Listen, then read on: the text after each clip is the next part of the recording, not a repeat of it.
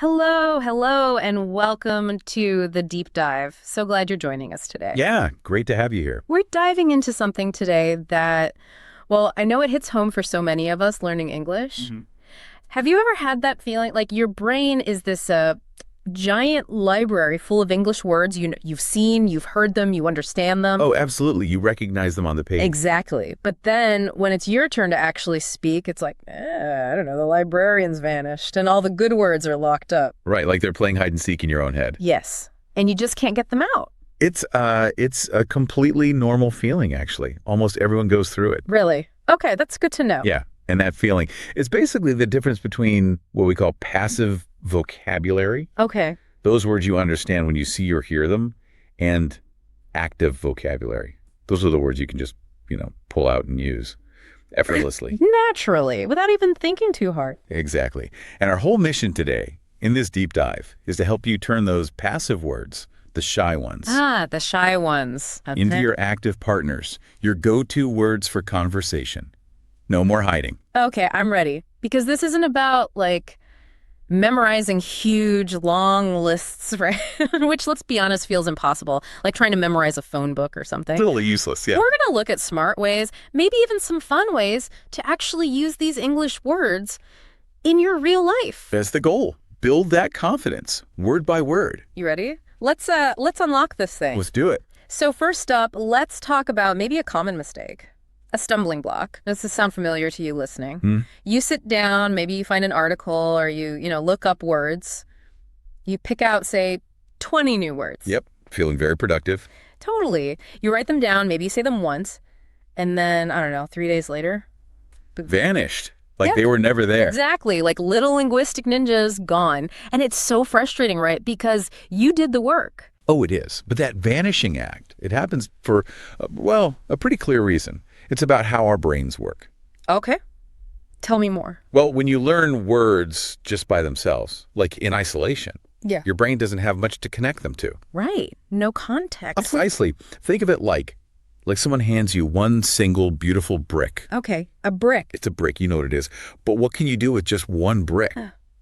Not much. Build a tiny doorstep. Uh-huh. Maybe. But not a house. Right. Your brain needs connections. Without them, it kind of falls into this vicious cycle. Vicious cycle. Sounds Yeah. bad. Yeah, learn, forget, try again, forget again. You feel like you're running on a treadmill, putting in effort, but, getting nowhere fast. Oh, man, I've definitely felt that. So, okay, if just learning single words is the problem, Yeah. how do we stop this? How do we break the cycle? The big shift, the real, breakthrough moment. It's focusing on quality over quantity. Okay, fewer words but better. Kind of. And always learning them in context. This isn't just a nice idea. It's how your brain naturally works. It builds these networks. Networks. Okay. So instead of just single words, you focus on phrases, real situations where you'd actually use the word. Gotcha. Like word partners. Exactly. Let's take priority. You might know the dictionary definition of priority. Yeah, means important. Number one thing. Right. But when you're speaking, does "this is my priority" just roll off your tongue? Yeah. Or does it feel a bit stiff? A little stiff, yeah. Like my brain has to stop and construct the sentence. It doesn't just flow. That's it. So instead of just the word priority, you learn the whole phrase, like make it my priority. Okay. I need to make this my priority. Right. It's my top priority. Getting this report done is my top priority. My number one priority. See how those phrases give the word a home? A natural place to live? Yes. It suddenly feels usable. Like you're not just learning the brick, you're learning how to put it in the wall. Precisely. You're learning a small structure, not just a single piece. This makes me think. This is where it gets really cool. Think about how little kids learn language. Go on. My nephew, right? He doesn't use flashcards. He doesn't study lists. Definitely, He John. copies everything. He hears a whole sentence, maybe with some emotion, like, I want juice. And he just repeats it, the whole chunk. You've absolutely nailed it. We can learn so much by going back to that natural childlike way. It's a copy like kids. Yes. Listen and repeat. But not just the sounds. Try to copy the feeling, the rhythm, the the music of the sentence. The intonation. The intonation, exactly. Right. Act it out a bit. And this isn't just about fun, though it helps.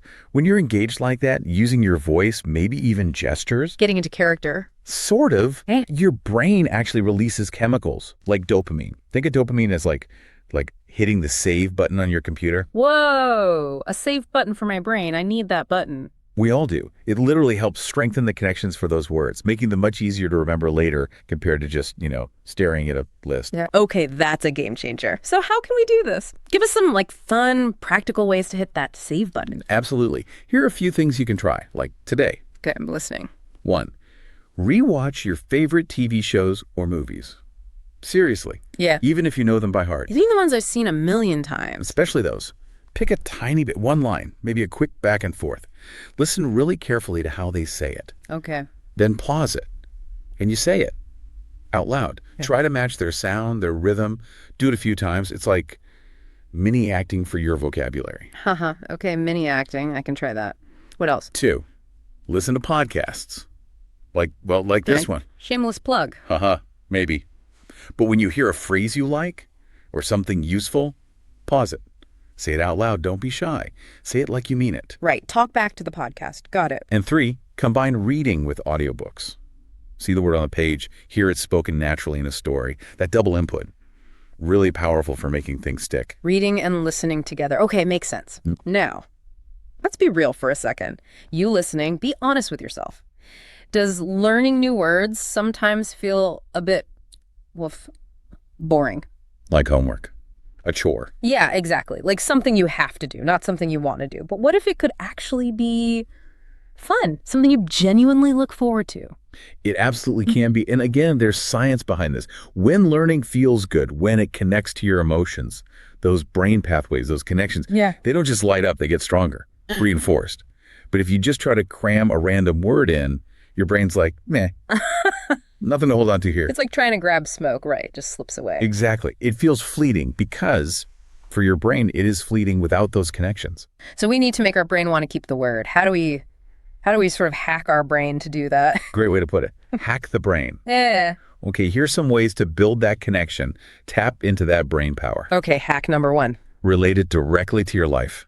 Use what I call scenario scripting. Scenario scripting. Right. Okay. When you learn a new word, don't just stop at the definition. Imagine a real situation where you would use it. Better yet, write down or say out loud a sentence you would actually say. Okay, give me an example. Say you learn the word procrastinate. Don't just think delay. Think, oh man, I always procrastinate when it comes to doing laundry. Okay, I definitely do that. I procrastinate on laundry. Got it. Say it out loud. That personal link makes it relevant instantly. Makes sense. Yeah. What's hack number 2? Practice active retrieval. Right. Basically, explain what you learned. Explain it. To who? To a friend, maybe. Or, honestly, just talk to yourself. Talk to myself out loud. Won't people think I'm crazy? Maybe, but who cares? It's super powerful. It forces your brain to pull those words out, not just recognize them. It's like a mini rehearsal. Okay, talking to myself. I can do that in the shower, maybe. Hack number 3. Keep a word notebook, but make it personal. Digital, physical, whatever works. But don't just list word definition. What else then? Write the meaning, sure, maybe in simple English or your language, but critically. Write your own sentence, using the word about your life, your feelings. My own personal sentence. Yes, if you learned exhilarated, don't just write very happy, right? I felt absolutely exhilarated after I finished that presentation, or whatever fits you. That personal touch helps encode it deeply. Right, connect it to a real memory or feeling. Okay, last hack. Play word games. Seriously, games make it fun and active without feeling like study. Like Scrabble or crosswords. Yep, or even simple things like a word chain game. Remember that? Apple, elephant, tiger. Tent. Okay, yeah, that makes you think fast in English. Exactly. It's active, it's fun, it uses the words. I love these hacks, especially the personal sentence one. You listening right now, you can try this. Go for it. Think of one new word you've heard recently, maybe even from this chat. Now, how would you use it in a sentence about your life? Something real for you. Take a sec. Yeah, pause if you need to. Now, say it out loud. Don't just think it, say it. Go on. Feel how different that is. It makes a difference, right? Okay, so we've talked about learning words, making them stick, but knowing a word is just step 1. Right. The real magic is using it without thinking. Exactly. Moving it from passive to active. And for that, I like a simple method, WPR. WPR. Okay, what's that stand for? Write, practice, and review. But it's a cycle, not just 3 steps. Okay, WPR. Let's break it down. First, WU for write. We mentioned the notebook, but you said there's a trick. Yeah, a way to make the writing even more powerful. The trick is categorize your words by topic. Ah, okay, so instead of one giant messy list. Exactly. Group them. This taps into how your brain already organizes stuff through connections like semantic networks. Okay, so like all my food words together, or work words. Precisely. Maybe health and wellness, exercise, strength, cardio, nutrition, or travel destination, itinerary, passport, accommodation. Gotcha. When you think about health, your brain kind of highlights that whole related group, making it easier to grab cardio than if it was just lost in a random list, like neat folders in your brain. Brain folders. I like it. Okay, that's WA, write by topic. Next, P for practice. How do we get these words to, like, jump out when we need them? Right.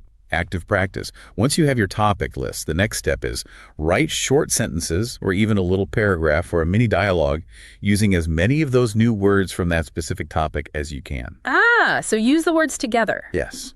Force yourself to apply them in a meaningful context. Using our health words. Regular exercise is important for building strength. Good nutrition supports overall wellness, and cardio helps my heart. See? Yeah, you're actually using them like you would in a real conversation about health. Exactly. It's called retrieval practice. You're pulling them out and using them, not just reading them. Okay, W is write by topic. P is practice using them together. Finally, R for review. This is how we make it permanent, right? Make them truly ours. This is where it locks in.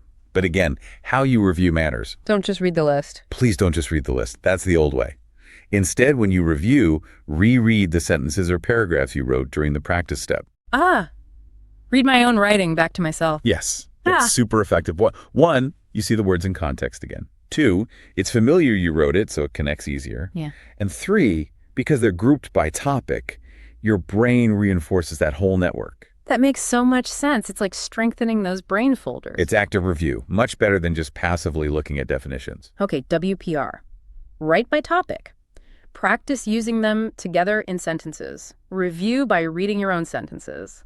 I like it. It feels manageable. It is. Now, I know learning English, like any big skill, can sometimes feel slow. You put in the effort, but maybe you don't feel like you're improving fast enough. It can get frustrating, can't it? Oh, absolutely. That feeling is real.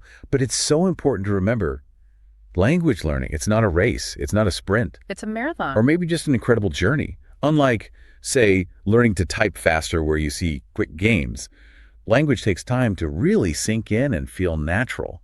And that is completely okay. Patience is key. Persistence. Persistence is always the key. Keep showing up, even on the slow days. So how do we stay motivated then? Especially when we don't see those instant results. How do we keep that fire going, when it feels like a slow burn? Good question. First, I'd say be kind to yourself, but stay committed. It's a balance. Okay. Don't beat myself up, but don't give up either. Exactly. Miss a day. Okay, get back to it tomorrow. Also, a really helpful strategy. Focus on words you already know passively.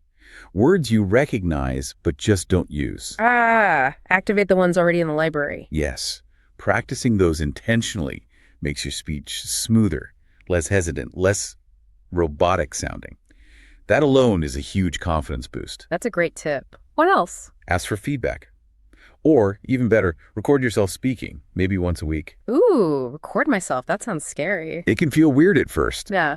But hearing yourself improve over time, seeing that progress, it's incredibly motivating. You'll actually hear the difference. Okay, maybe I'll try recording a voice memo. And just remember, please, learning should be enjoyable. Yeah. When you relax, when you actually have fun with it, your brain just opens up, learns better. Find the fun. Watch that comedy show. Sing that song. Chat with people. Whatever makes you enjoy the process. Wow. Okay, this whole deep dive, it really shows that learning vocabulary isn't just about memorizing. Not at all. Nope. It's about connecting, using, living the language. It's about coaxing those shy words out of the library and onto the dance floor. Exactly. Treat them like active friends. Engage with them. And you'll find they just start showing up when you need them. Naturally. And that brings confidence, fluency, makes you feel comfortable just talking. That's the goal. Real communication. So as we wrap up, here's a final thought for you listening. Just imagine. Imagine the next time you're speaking English. And a word you learned, maybe even today, just flows. It pops out perfectly naturally right when you need it. Feels good, right?